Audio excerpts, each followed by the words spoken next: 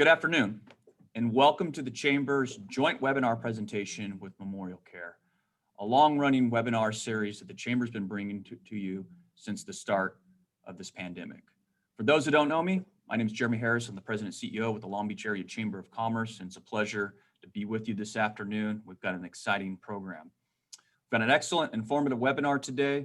We'll be hearing from Dr. Adam Solomon shortly, who will be giving us the latest update about COVID-19 and the vaccine plans here in Long Beach. We want to start by saying a big thank you to MemorialCare. They've been a partner of ours for a really long time, and without their support and investment in our organization, and quite frankly, the communities that they surround themselves in and serve, we couldn't do it without them, and we know it's very appreciative across the board. So with that, let's get into a couple of brief housekeeping items before we get into our presentation today. We want to encourage everyone that's viewing the webinar today to use the Q&A feature, which can be found on the icon bar at the bottom of your screen. We'll be saving all the questions for the very end of the presentation, so please, as the presentation goes along, if you've got a question, drop it in there. And of course, if you want to know more about joining the Chamber or information about the Chamber, please feel free to use the chat box, and someone from our team will follow up with you after this webinar. Please note this webinar is being recorded and it's going to be distributed to all the folks that are in attendance today, along with various Chamber members and community partners. If you have any additional questions about after the webinar, you can reach out to Amanda Donahue, who is with our Chamber, and also her information is going to be provided in the chat box. Now, this time, I'd like to introduce Chris Arias, who's the Director of Business Development for MemorialCare, to moderate today's webinar. A little bit about Chris. He's the Director of Business Development for MemorialCare, where he leads a team responsible for employer outreach, the business communities in Los Angeles and Orange counties. He's worked in healthcare for approximately 15 years, starting his journey at the Los Angeles County Department of Health Services, where he worked in accounting and finance. Since then, he has taken on various roles in organizations, including PHI Health, UCI Health. Chris has received a BA in Economics and Accounting from the University of California, Santa Barbara, and he would like me to say, go Gauchos. We like to say, go Beach. With that, happy to turn it over to Chris to lead us through the rest of our presentation here. Perfect. Thank you so much for that introduction, Jeremy. And a huge thanks to you and the Long Beach Area Chamber team for allowing MemorialCare to participate in today's discussion. As you mentioned, MemorialCare has been a member of the Long Beach Area Chamber of Commerce for many years, and we look forward to continuing our partnership in the service of our business community. I'm very excited to have with me today's speaker, Dr. Adam Solomon, Chief Medical Officer of the MemorialCare Medical Foundation, which includes MemorialCare Medical Group and Greater Newport Physicians. He is our COVID-19 subject matter expert and was instrumental in crafting our pandemic response strategy. He continues to share his expertise with the business community, and we're lucky to have him. So with that, Dr. Solomon, the floor is yours. Great, thank you so much, Chris. My pleasure. So let's start off with just a little update on where things stand right now in the state. So these are some statistics as of yesterday. And you can see the nice drop after that huge surge we experienced in the number of cases that are occurring. And generally, we look at this and how many cases per 100,000 people, just to normalize it. You can see that we are down to 4.6 cases per 100,000. That spike, that surge was far greater than the one we experienced last summer when we thought we had the large surge that occurred. And on the right side is the number of deaths. And you can see that parallels the number of cases on the left, but is just delayed by a few weeks. So the peaks are just slightly off from where they were. The other thing you also see on that slide is that it looks like there are 3 humps on the death side on the right, whereas the cases only have 2. And that first one is because when it first spread, when COVID first started to occur in the state, a lot of it was in some nursing homes, so the number of cases weren't that high yet, but the number of deaths, unfortunately, were high. So that's why there's a third hump on that side. So we'll go to the next slide and look at how our state is dealing with the variations that occur in the spread of this virus. The governor wanted to have an adjustable response based on how prevalent and widely spread the virus was at any given time. He called it like a dimmer switch. so that if cases are rising, then we get more restrictions, and if cases are improving, then we can reduce them. And that tiering level at each county is put into is decided upon by the number of new cases per 100,000, as well as what the positivity rate is, what percentage of the tests that are performed are positive, because those things correlate with how rapidly the virus is spreading in the community. And they originally set that highest level, the purple tier, at more than 7 cases per 100,000 and positivity of over 8%. And then you can see for the red tier, it's slightly less, and for orange, it's slightly less. And in addition, they had a health equity metric to make sure that we weren't only looking at those areas that had better access to healthcare, but that we took into account those areas that had a higher need and were being hit a little harder by this virus. So we'll go to the next slide. And that initial push added another piece of information to determine the tiers, but more recently they decided we're going to direct vaccine preferentially to those areas that have been hardest hit, because they also tend not to be the areas that have been receiving vaccine. And if we're able to get 2 million doses of vaccine provided in those areas of highest need, we'll feel a little bit better about liberalizing those thresholds just ever so slightly. So you can see on the top of that blue rectangular section, 2 million doses administered in those more needy areas, which is what we've achieved now. That case rate for the purple zone went from a 7 per 100,000 up to 10 per 100,000. And for the red, it's now between 4 and 10. So it increased to that level where it could still be in the red zone. Once we get to 4 million doses, then there's an additional shift where you can see that 4 to 10 becomes 6 to 10, and then the orange moves from 1 to just under 4 to 2 to just under 6. So that's that 2 million doses administered is where we are now for the tiering structure. We'll go to the next slide. And you can see now by county where everyone is for their tiers. So there are some scattered orange counties up in the north. Most of the state is now red. Just a few weeks ago, almost the entire state was purple. And then down in the south, that little bit of orange and the sea of red are Los Angeles County and Orange County, both very happy this past week to finally have been moved into the orange tier, which again reduces some of those restrictions we had on indoor dining, number of people that can be inside at any given time. And you can also see our statewide metrics right now. We're at 4.8 cases per 100,000, and our positivity rate for the state is at 1.8%, which is below that 2% threshold for the yellow tier. So things are really moving in the right direction currently. So we'll go to the next slide and move a little closer in. And here are the statistics for Long Beach. You can see what that trend has done. The blue line is the city of Long Beach, and then the gold color is Los Angeles, which of course includes Long Beach. So that top graph is the adjusted case rates. And you can see it's very, very small, but right now it is down in that orange, just below the orange line and just above where we switched to yellow. And so our case rate is at 4, right at that line. You can see for the tier 3 moderate, it's up to 3.9, so right there. And then on the positivity level at the bottom, you don't see the number, but Long Beach is at 1.6% and LA County is at 1.5%. And those numbers are in the yellow tier.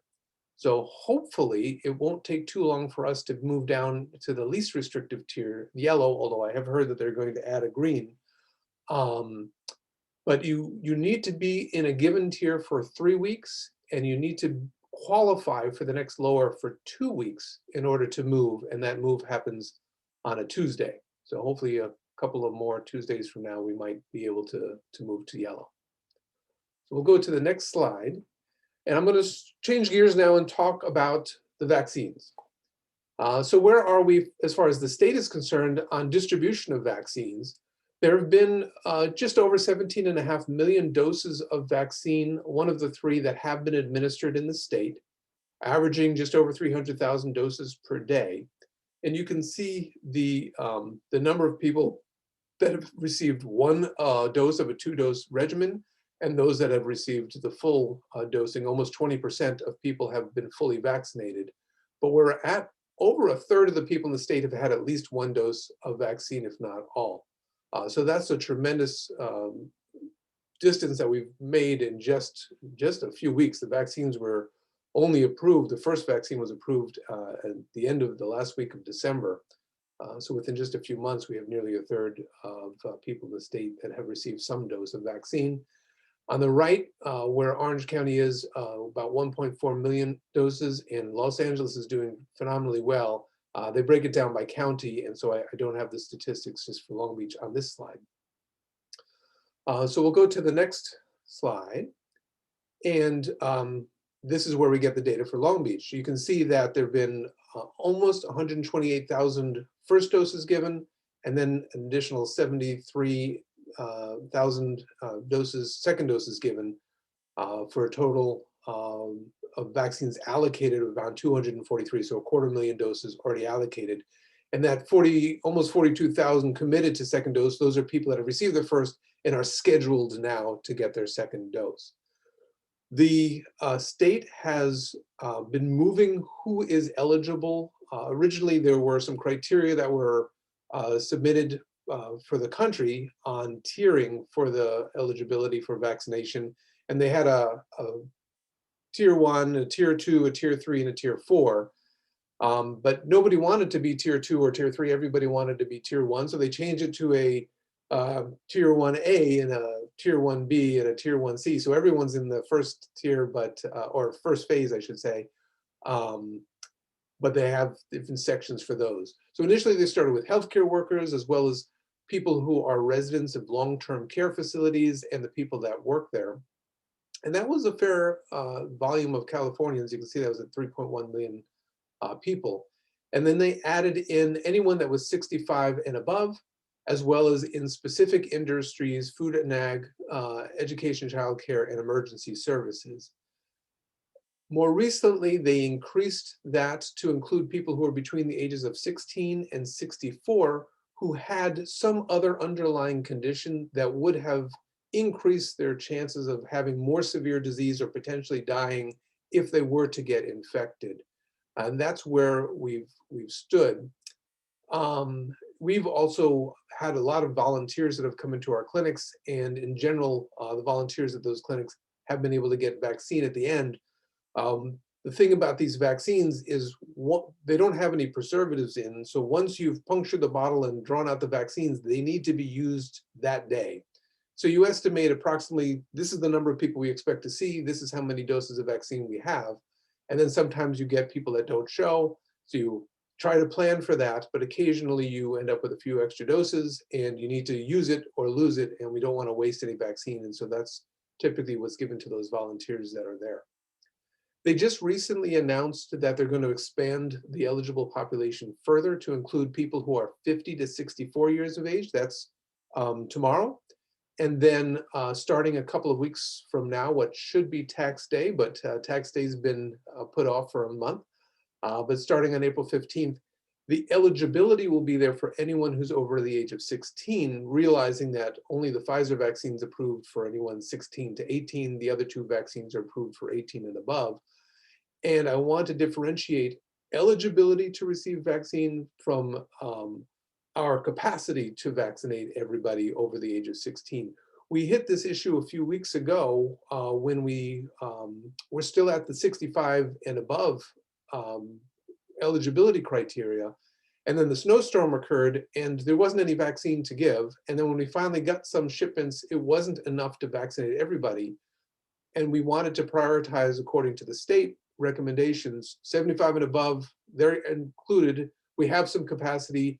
Okay, we'll say anyone who's 68 and above can now schedule. Well, we have some spaces, let's make it 67 and above, and then 65 and above. So even though theoretically those groups are all eligible, depending on how much vaccine is available, that may be adjusted ever so slightly. But it won't be too long till we're able to start offering vaccine to nearly everyone over the next couple of months. So we'll go to the next slide. And you can see in Long Beach graphically what I was talking about before. So on the left, in that orange colored graph, this is where you see by zip code that case rate per 100,000 population. And it is more on that left side in those areas where the cases were the highest, and on the right side where it wasn't as prevalent. And then in the purple colored graph or graphic on the right, where were the vaccines? Well, the vaccines tended to occur on the right side of the graph and not on the left where the virus was causing the most difficulty. And then on the bottom, again, that comparison of where's the population and who's getting vaccinated. And you can see they don't always correlate really well. So this has been a big push by the state and by the city of Long Beach, as well as by our organization, to do what we can to try to direct more vaccine to those areas that need it the most. So we'll go to the next slide. So now I wanted to, again, shift gears a little bit and just talk about those vaccines that are available or are going to be coming soon. And I'm going to start with hopefully a not too traumatic little visit back to high school biology, where, if you remember, viruses are not living creatures. Viruses can't replicate by themselves. They're basically a fat or lipid and protein coat around a piece of genetic material. That genetic material could be DNA, it could be RNA. In the case of the coronavirus, it's RNA. Coronaviruses is a whole family of viruses that 4 of them account for somewhere between 5 and 30% of cold and flu type symptoms that occur each year in the United States. Those are the coronaviruses, and there's a few different variations in those. This virus is part of that family, but a different variant that was brand new and hasn't ever been around before. So that's why they call it the novel coronavirus, and the technical name is SARS-CoV-2. When you get infected with it, that disease is COVID-19. We have often used those terms interchangeably, but technically that's the difference between the two. So this is an RNA virus with this protein and lipid coat around it. These proteins project out, and that's where it has these spike proteins that attach to the cells in the body that then allow the virus to insert its RNA into our cells. If it was the whole virus, that RNA would then be moved, and I apologize right now because my dogs may start barking in a second, but delivery guy is coming. So that's where the virus would inject its RNA into the cell. Then the cell's machinery translates that RNA into the different proteins, and it reproduces the RNA and would make more virus that would then go out and spread in the body and then infect other cells. And that's the way it would typically occur from an infection. So in this case, Pfizer took just that little portion of the RNA that you would find in the virus that codes only for that spike protein, and it then buried it into this fatty coat, we call it a lipid nanoparticle, to protect it, to wrap it, and then once it gets into the body, that lipid coat enables that RNA to get into the cell. The cell then says, oh, look, there's mRNA. What do? I turn that into a protein, and then it destroys it. So the fat gets destroyed, that RNA gets destroyed, but now there's this protein that is the spike protein. It can't cause an infection on its own. It can't cause COVID, but now your body has something to respond to, and it thinks you're infected, and it makes all these great antibodies and has all these helper T cells that respond to that spike protein specifically to clear it out. And that's the immunity that you develop. So that's how these RNA vaccines work. Pfizer has their version, Moderna has their version. They're very similar. They're almost identical, to be honest. But of course, they want to, each company say that theirs is different in some way. The main difference to us is that the recommended timing of the second dose of vaccine for the Pfizer version is 3 weeks after the first, and for Moderna, it's 4 weeks after the first. Realistically, there's a little wiggle room there.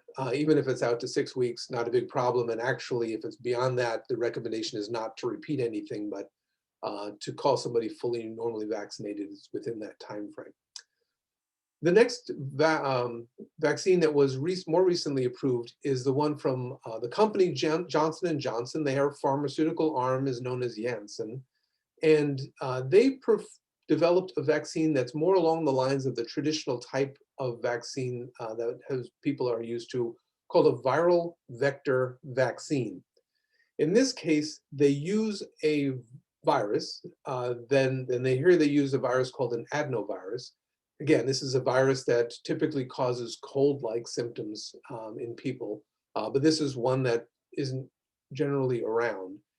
And they inserted this piece of RNA that codes for the spike protein into this viral vector.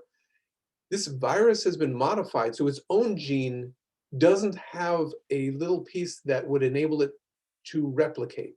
So this virus, if it infects a cell, it can't replicate and it can't cause any disease or do anything on its own.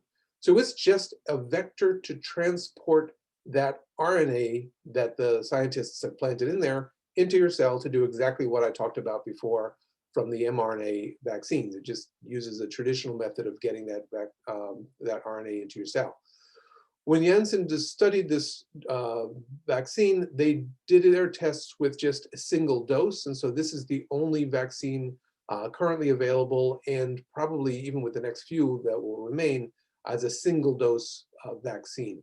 The other thing to know about these two things that you've heard, mRNA that's loose tends to be very fragile, and so they need it to be deeply frozen so that it doesn't break down during that waiting period before it finally gets thawed and then injected. Whereas the viral vector vaccine is stable. It can sit there in the refrigerator and be fine for months.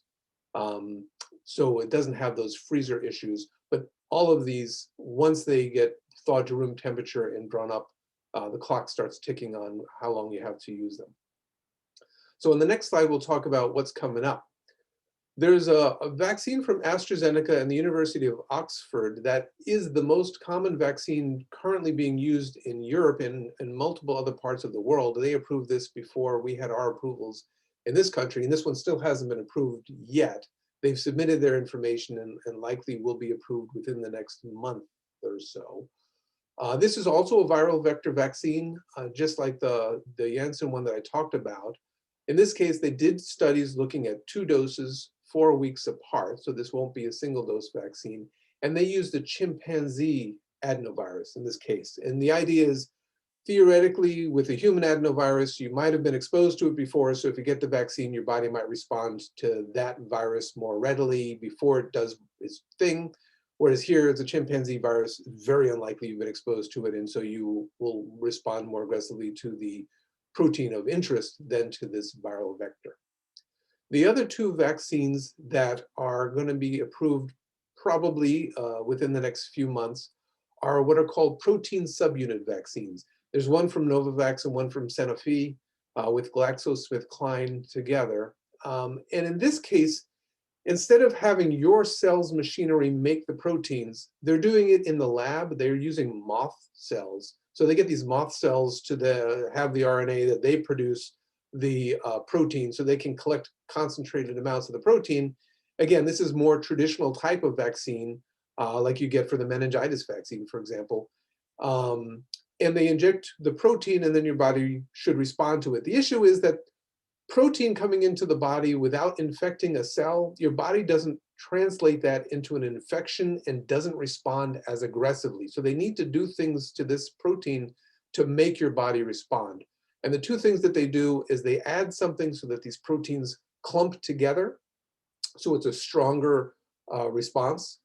And then the other is to add something called an adjuvant, which is another chemical that suggests to your body, hey, there's a foreign invader here, you need to do something about it, so that you have a more aggressive immune response to those. So that adjuvanted recombinant protein-based vaccine means it's got this adjuvant, this additive in there, and it's a recombinant protein they developed in the lab. And those are both going to be 2 doses. I'm not sure of the time frame on either of those yet. So that's the story on the vaccines. We'll go to the next slide. MemorialCare has been working very hard to try to get this vaccine out into the community. The faster that we get people vaccinated, the faster we're going to get back to normal. This drop that we've seen in the number of cases and the positivity rates is likely partially due to the fantastic job people have been doing with their masks, social distancing, and all other conscientious behavior, on top of the fact that nearly 65% of our seniors are now vaccinated, and almost a third of people have been vaccinated. It's not to the point of herd immunity yet. We need to get to about 60 to 70% of the population being immune, either through having been infected or vaccinated, to get that herd immunity, but we're getting there more quickly. We've been working with a lot of partners to try to get the vaccine out. Tremendous help and a great job by the city of Long Beach. Seriously have been getting the vaccine to the population much more efficiently than we've seen with some other counties. We've also been working with the NAACP to identify community groups and locations to get support to get that vaccine out. And you can see some other county agencies and cities, the organizations that we've been working with to really vaccinate everyone. All told, this is a few days old now. We've exceeded 100,000 doses of vaccine that our system has now provided or literally injected into people in our 2 counties that we serve. So we'll go to the next slide. And just some great pictures of the vaccination that we've done, some of the very appreciative recipients of the vaccine that you can see there on the left. And then just a note, we're in Long Beach. We've got a great presence here, and not only do we have some wonderful hospitals, along with breast imaging centers, and our recently opened children's center that is a place for kids with complex issues to be able to go with their families and get seen by multiple specialists at the same time, because each trip to the doctor is a risk for exposure to an infection. And it also is a hassle, of course, going to the doctor multiple times. So these are the kinds of things that we're doing in the community. We'll go to the next slide, and I think this is on to the next section. So we're going to ask for some Q&A, so don't be afraid to use that Q&A box at the bottom of the screen to enter your questions. But I've done a few of these, and there are certain themes that seem to come around a lot. And so just to streamline things a little bit, we've put those common questions onto the next couple of slides so I can answer those. And it may hit what you're going to ask, it may not. And so if I don't hit your question, then please put it into the Q&A. And if you want further information, then ask for some clarification, and happy to go into it a little bit further. So we'll go to the next slide. And the first and really the most common question is, are these vaccines safe? I mean, they got approved so quickly. It was less than a year. They must have cut a bunch of corners. And I can understand that thought, and I've also seen a ton of stuff on the internet where people are saying, you know, they rushed it, they didn't actually do the full studies, and these weren't vetted the way they normally do, and it's really, those things are not true. There are a series of 3 things that contributed to our ability to get these vaccines out so quickly, and you also need to recognize the order that they're coming out. So the first ones that were approved were the mRNA vaccines, then the viral vector, then the proteins. The ones that were more traditionally developed are still taking a while and are still not out yet. And that's just for the approval process. So what are the things that impacted this? One is the technology. The technology behind the mRNA vaccines has been in development for a decade. They have produced vaccines using that technology, but they were for some different viruses that turned out either not to end up needing a vaccine or were cost prohibitive. It really wasn't going to be enough people that were infected that it made it valuable to do those types of vaccines. And that technology has been improving so that they can now develop them that much faster. So when the first cases were or identified in Wuhan, China, at the end of 2019, the Chinese scientists were able to go back and do the genetic sequencing on that virus very quickly, posted it on the internet so that the people at Moderna were able to download that genetic sequence, identify which portion was for the spike protein, coded for that spike protein, and then had the plans for what their vaccine would look like within 2 days of that sequence being posted on the internet, just because of the way things can go now. You could never do that historically with the older vaccines. And then this vaccine, you just make it. You basically have printers that print out this RNA, and then mix it with lipids, and it can be ready to go. So the technology is much better than it was. The next part is the financing. So typically, if a company is going to make a new drug or a vaccine, they spend a lot of money on these different trials. They start with a small trial where they just see, is it safe, does it cause problems? And they go to a bigger trial and look, does it kind of work, and what is the right dosing? And then they go to the third trial where it's a much larger population that needs to have the problem, and they do what's called a double-blind placebo-controlled, where they don't know who gets the medicine and who gets placebo, and then they find out, is there a difference between these two by a group that isn't participating in the study. And then they submit it, and then it gets approved, and then they start ramping up all the equipment for production. Well, the biggest issue there is financing. No company is going to spend all of that money ahead of time to do all of that work if they won't get approved. So our government said, we're going to do something called Operation Warp Speed, where we guarantee we're going to finance all of this stuff. And if it doesn't work out, oh well, but if it does, we'll be ahead of the game. We're going to get the factory ready. We're going to get the supplies ready. So once that approval is gone, once there's an authorization, we already have vaccine, and we can ramp up the production speed and get it going. So that took away a concern, and it took away that months and months and months of lag that you would typically see after approval for vaccine to start getting out. And then the other thing that helped was just the size and scope of this pandemic. I mentioned those different phases of studies that are done. When you get to that third phase, that phase 3 trial, they need 60,000 people to be willing to sign up.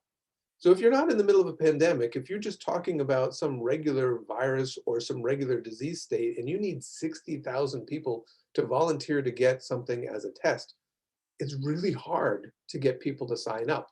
Well, if you've got a pandemic and everyone's scared that they might get sick and die or get very, very ill, they're going to sign up. So they were able to get tens of thousands of people to agree to be in this double-blind, placebo-controlled study much faster than they would normally. And then the other part of that is, now that you've got the people enrolled, there have to be enough people that then get sick from the virus, or in the case of a medicine, improve, that you can statistically see there's a difference between these two groups, and it's not just due to chance. Something is happening, and the only difference between these two groups is one of them is getting a treatment and one of them is not. And so because the pandemic was really going, it didn't take them too long to get there. So it shortened how long it took to get those studies done.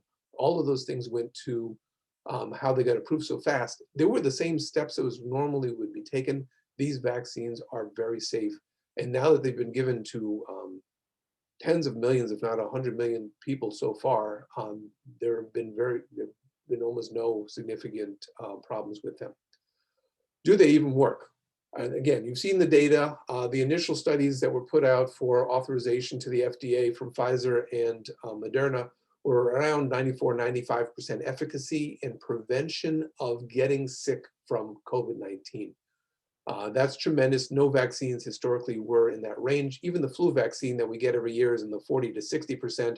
The goal was to be around 50%. So that was tremendous.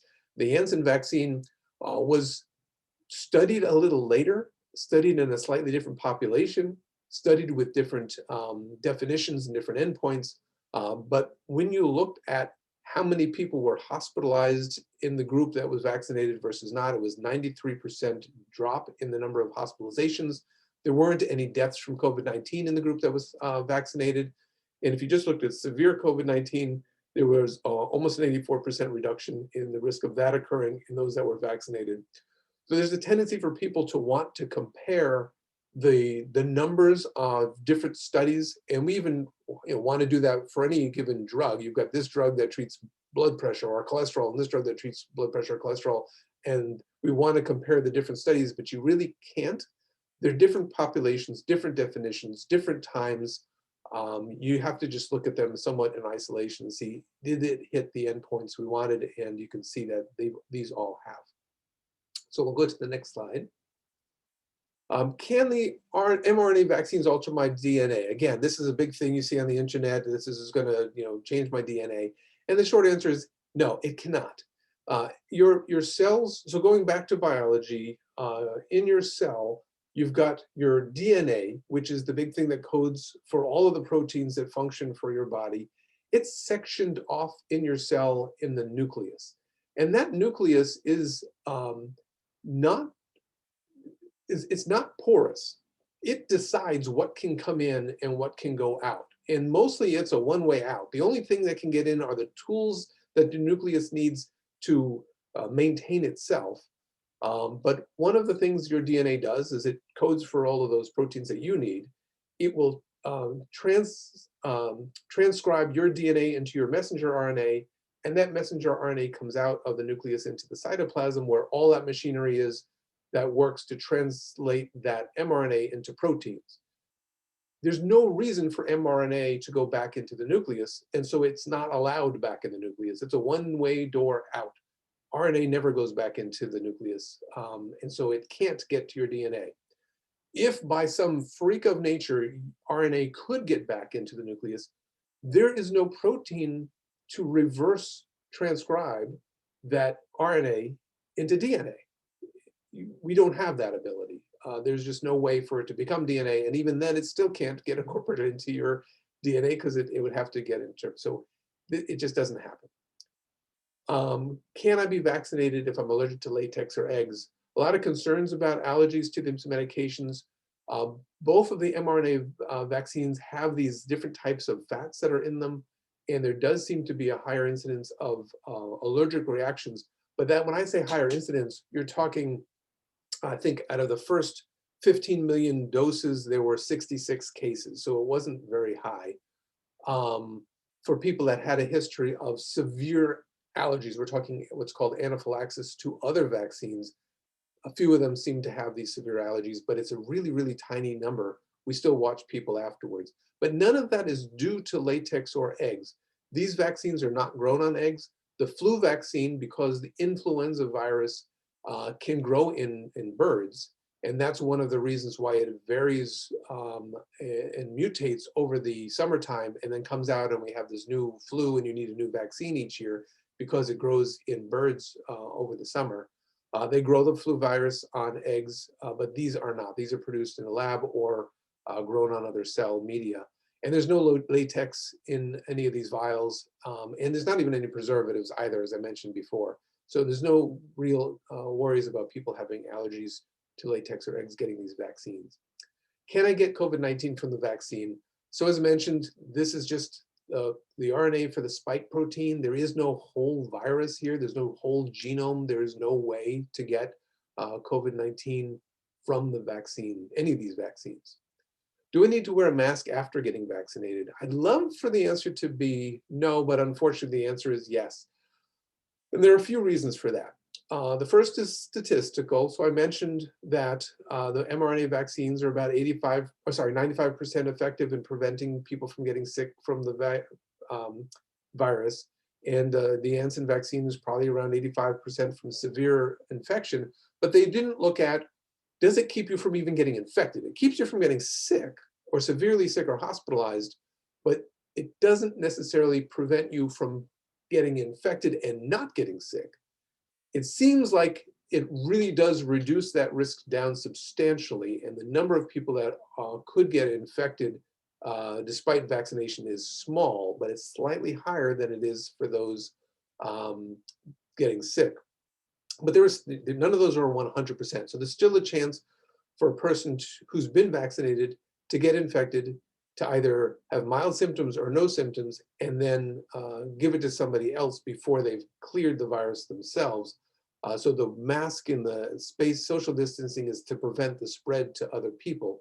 The other thing going on is because this is an RNA virus, RNA doesn't, it's only one strand. So in our genes, we've got DNA, it's got two strands, they're complementary. So if an error were to occur, the body can see, well, this doesn't match, it should be this, and can correct the error. RNA doesn't have that. And so when a person gets infected with a virus, an RNA virus, and then that RNA gets copied and turns into more RNA, it can have errors and there's no correction. And so you'll see these variants. It just naturally happens in any RNA virus. And sometimes that variant makes it so it doesn't even last anymore and won't work. And sometimes that variation or that slight change will cause it to work just slightly better. It's random. And so there are these variants that are occurring. There's one that's talked about a lot that started in the UK.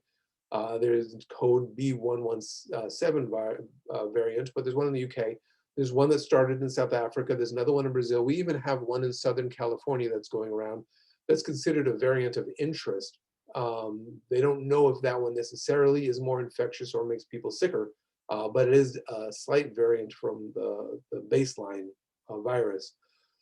So these variants are a little bit more effective in infecting people. And again, not so clear about them getting sicker, but it's causing it to spread faster in Brazil and France and Italy, right, and South Africa right now. So you see globally, there's a resurgence again of this virus. And so there's a chance of people getting the variant and then spreading it. These vaccines seem to be pretty good against the variants, though not quite as good as they are against the native virus. So those are the reasons to continue to wear masks and social distance until enough people have been vaccinated for this to really be protected from herd immunity.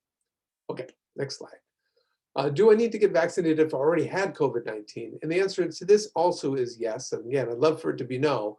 But the reason is that when people get infected from the SARS-CoV-2 virus itself, you now have the whole virus, and your body responds to the whole virus, and it has never seen it before. So it's not like it picks out a specific part. And so for some people, fortunately for them, they make antibodies and have a cellular response against the spike protein, which is the attachment, and can block that attachment. And those are called neutralizing antibodies. But for other people, they respond against the virus, but other parts of the virus that will clear it out, but don't neutralize it as well.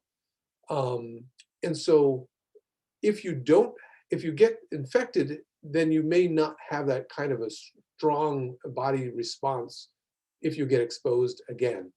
The other thing is, after one exposure to the virus, your body will respond, and then it makes a few memory cells just in case later on. But on a second exposure, those memory cells get triggered and you make a lot more specific response and a lot more memory cells. So you're far, far more prepared for any further infection in the future.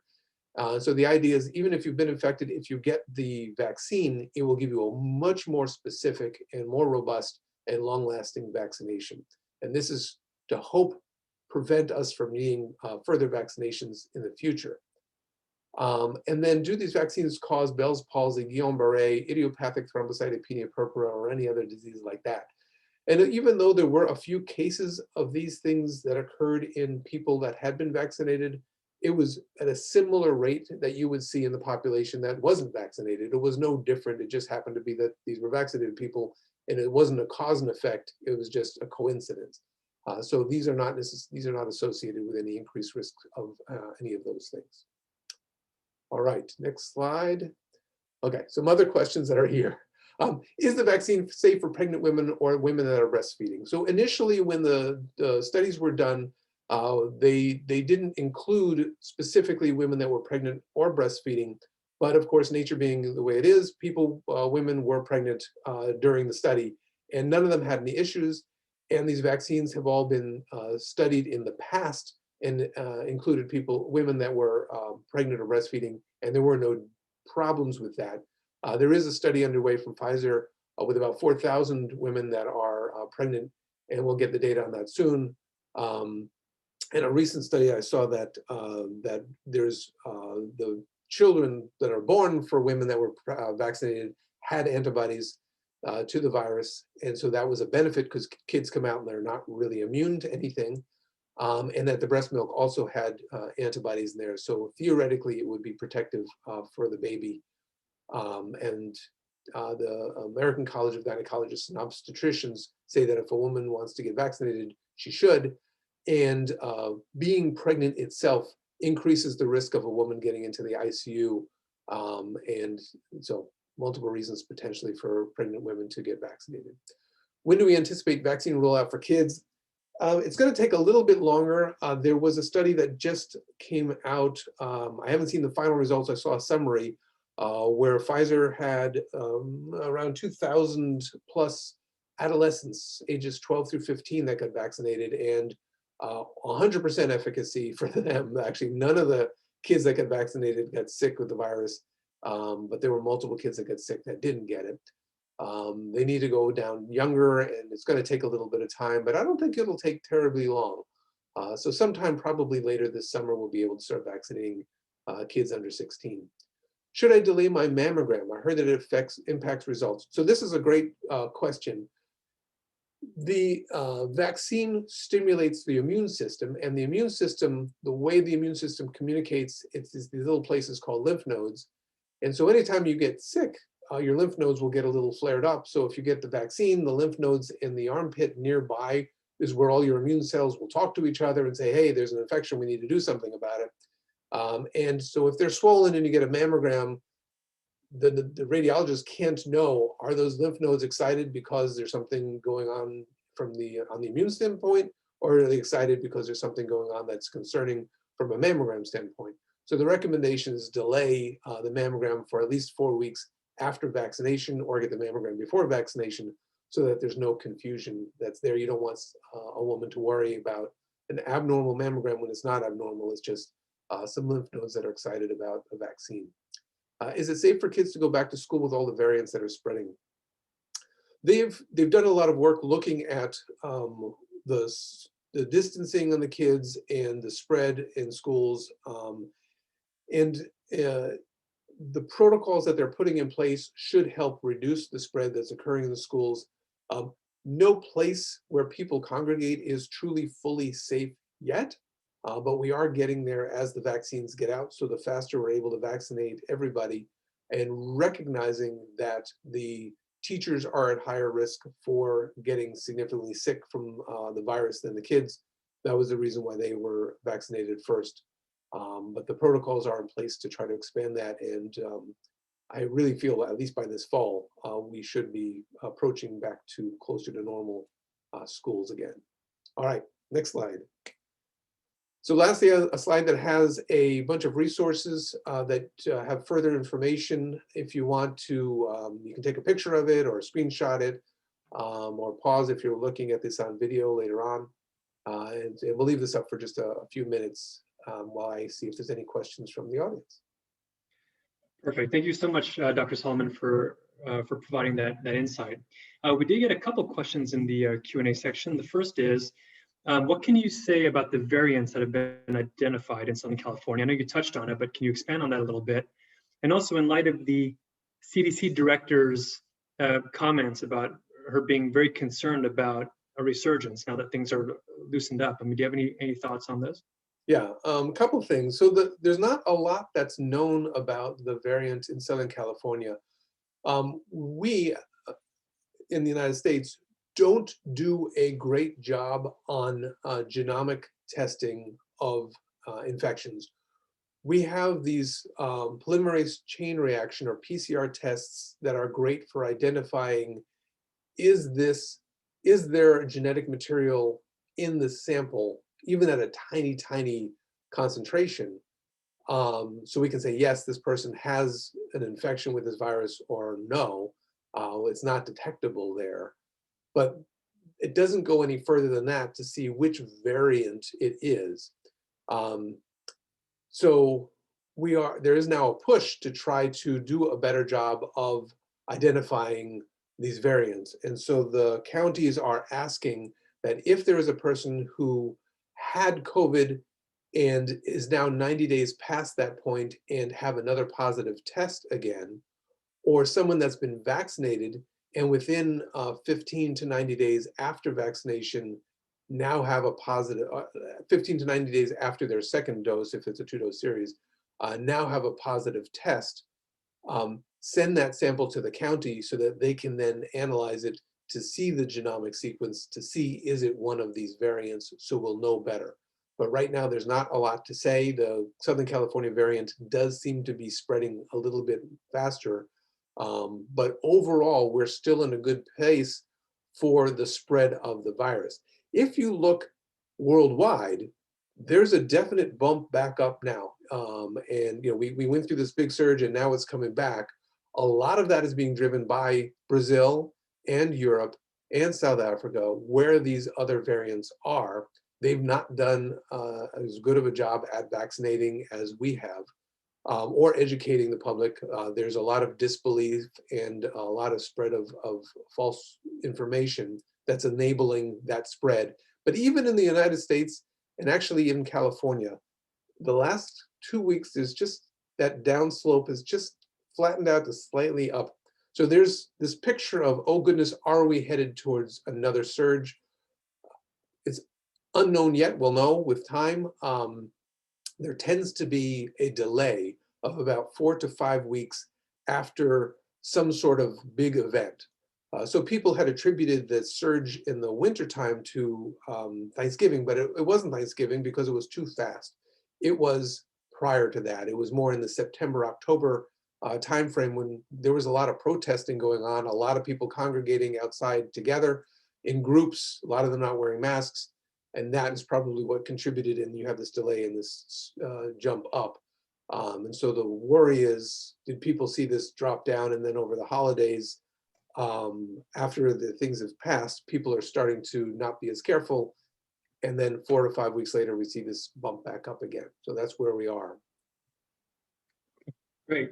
Another question we have here is, does the vaccine, any of the vaccines, help to alleviate COVID-19 long hauler symptoms? So it's a fascinating question. And so for those that aren't familiar with the long haul name, there are more and more cases of people that had been infected and had symptoms. And despite it being enough time passed that they are considered clear of the virus, they continue to have mental fog, fatigue, muscle aches, loss of sense of smell and taste, and other issues like that. And it goes on for months and months, and they call those COVID long haulers. It's unclear why some people have that and others don't. Oftentimes when people get a set of symptoms that can't necessarily be explained by an active infection or an active disease, the name for that is a syndrome. It's a cluster of symptoms we can't necessarily explain. So there's not a lot that can be done for these people. Some healthcare systems are starting to set up clinics for them, multidisciplinary clinics. Most of what they're doing is assessing what their symptoms are and looking into some historical approaches to people that have those kind of symptoms. But there have been a few stories, and I've seen them anecdotally on the internet, of people that had the syndrome, got vaccinated, and finally their symptoms went away shortly afterwards. And is it just anecdote, and is it just coincidence, or is there some causation? I don't know. But I would encourage everyone to get vaccinated again, even if they've had COVID-19. At best, it'll help take away any symptoms you might have, and at worst, you will not be at the same risk for getting COVID-19 again in the future. Great. Thank you for that. One more question, it looks like, now that we have about 5 minutes left. How long do the vaccines protect against COVID-19, and when will a booster be introduced? Yeah, and those are two other questions I probably should add to the list, because we get those a lot. And the problem is I don't have a good answer. And the reason why it's unclear, well, there's two reasons why it's unclear.